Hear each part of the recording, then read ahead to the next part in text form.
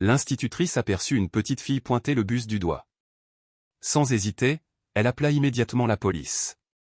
Le soleil matinal projetait de longues ombres sur la rue tranquille de banlieue, tandis que le bus scolaire jaune s'arrêtait dans un crissement de pneus.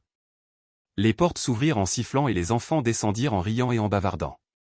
Mais derrière ce brouhaha, un léger sanglot déchirant retentit. Madame Whitman, l'institutrice de service, se figea. Son regard chercha la source du bruit et son estomac se noua. Une petite fille noire, âgée de 5 ans à peine, se tenait au milieu de la route, tremblante. Sa silhouette fragile semblait porter tout le poids du monde. Son t-shirt bleu clair lui collait à la peau, et son pantalon beige était trempé. Des traces sombres coulaient le long de ses jambes.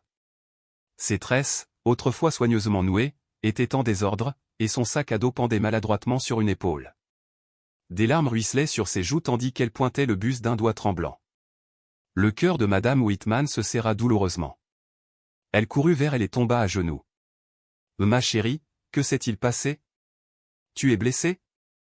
Les lèvres de l'enfant tremblèrent. « Je lui ai demandé d'arrêter, » balbutia-t-elle entre deux sanglots. Mais il a dit non. Ils se sont moqués de moi. La confusion envahit Madame Whitman, jusqu'à ce que son regard se porte à nouveau sur le pantalon trempé de l'enfant. Son souffle se fit plus court. « Tu lui as demandé d'arrêter. » répéta-t-elle d'une voix douce, la peur lui montant à la gorge.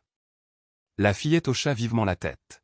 « J'ai dit au chauffeur que j'avais besoin d'aller aux toilettes. Il a crié et m'a dit de me retenir. Mais, je n'ai pas pu. » La gorge de Madame Whitman se noua. Elle jeta un regard furieux au chauffeur du bus, un homme plus âgé, assis nonchalamment à son siège, inconscient ou indifférent à la détresse de l'enfant. Mais la petite fille n'avait pas terminé. Et ils ont tous vu. Ils ont ri. Ils m'ont jeté du papier. Elle éclata en sanglots, désignant un groupe de garçons plus âgés près de la porte du bus. Madame Whitman sentit la colère monter en elle comme une vague. Elle regarda de plus près le pantalon de l'enfant. Les jambes de la petite tremblaient violemment. Quelque chose n'allait pas. C'était plus que de l'humiliation. « Chérie. Est-ce que tu as mal quelque part ?» demanda-t-elle, une panique sourde dans la voix. Les genoux de la fillette cédèrent. Elle se prit le ventre et murmura. « J'ai mal, à l'intérieur. » Madame Whitman la rattrapa juste à temps, avant qu'elle ne s'effondre. Son visage pâlit en apercevant une légère tache rouge à l'intérieur de la cuisse de l'enfant. « Oh mon Dieu !» Elle saisit son téléphone d'une main tremblante et composa le 911. « Allô ? Ici Madame Whitman. Je suis avec une élève, devant Jefferson Street, près de l'arrêt de bus. Une fillette de 5 ans est en détresse. Elle a fait pipi sur elle, elle tremble, et, il y a du sang. Envoyez quelqu'un, vite. » Sa voix se brisa alors qu'elle jetait un dernier regard vers le bus. 2 policiers apparurent au bout de la rue, courant à toute vitesse dans leur direction. « Que se passe-t-il » aboya l'un d'eux en s'approchant. Elle a supplié le chauffeur de l'emmener aux toilettes. Il a refusé. Cria Madame Whitman, la voix brisée par la rage et la peur. Et maintenant, elle saigne. Quelque chose ne va pas. Le visage des policiers se durcit. L'un d'eux parla immédiatement dans sa radio. Besoin d'une ambulance, tout de suite. Possible blessure interne chez un enfant. Et mettez le chauffeur en garde à vue immédiatement. Reçu, monsieur. L'agent, plus grand que son collègue, courut vers le bus en hurlant au chauffeur de couper le moteur. L'institutrice aperçut une petite fille pointer le bus du doigt. Sans hésiter, elle appela immédiatement la police. Le soleil matinal projetait de longues ombres sur la rue tranquille de banlieue, tandis que le bus scolaire jaune s'arrêtait dans un crissement de pneus. Les portes s'ouvrirent en sifflant et les enfants descendirent en riant et en bavardant. Mais derrière ce brouhaha, un léger sanglot déchirant retentit. Madame Whitman, l'institutrice de service, se figea.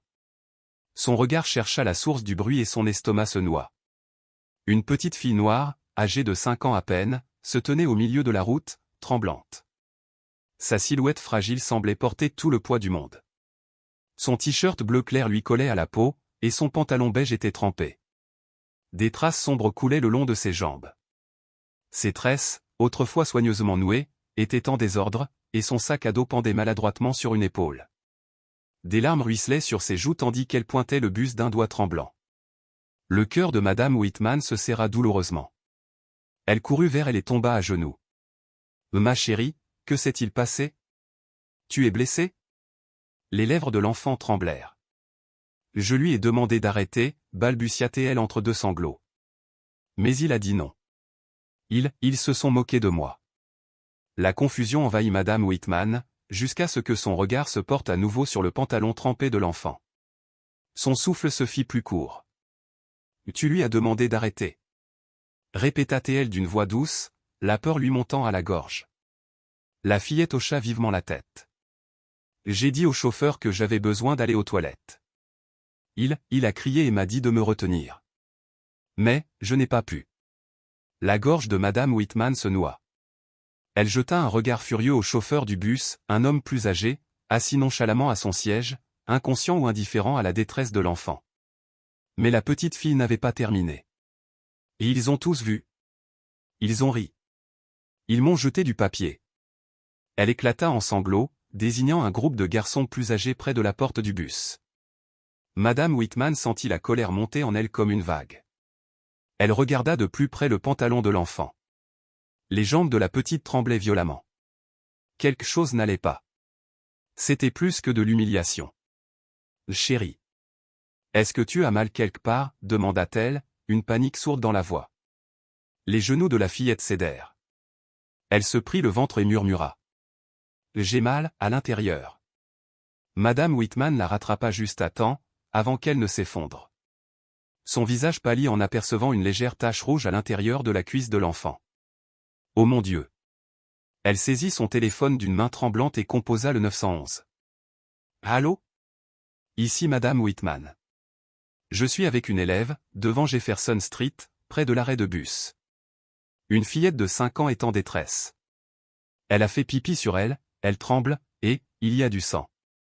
Envoyez quelqu'un, vite. » Sa voix se brisa alors qu'elle jetait un dernier regard vers le bus. 2 policiers apparurent au bout de la rue, courant à toute vitesse dans leur direction. « Que se passe-t-il » aboya l'un d'eux en s'approchant. Elle a supplié le chauffeur de l'emmener aux toilettes. Il a refusé. Cria Madame Whitman, la voix brisée par la rage et la peur. Et maintenant, elle saigne. Quelque chose ne va pas. Le visage des policiers se durcit. L'un d'eux parla immédiatement dans sa radio. Besoin d'une ambulance, tout de suite. Possible blessure interne chez un enfant. Et mettez le chauffeur en garde à vue immédiatement. Reçu, monsieur. L'agent, plus grand que son collègue, courut vers le bus en hurlant au chauffeur de couper le moteur.